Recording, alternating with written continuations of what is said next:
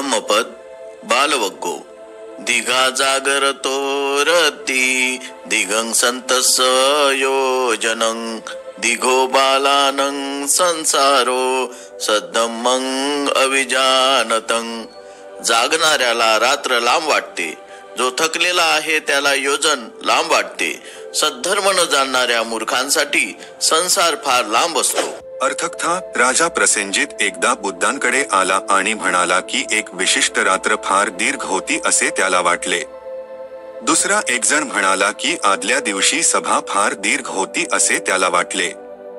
त्यावर बुद्ध म्हणाले की जे धर्मासंबंधी अज्ञानी असतात त्यांना संसार दीर्घ असतो.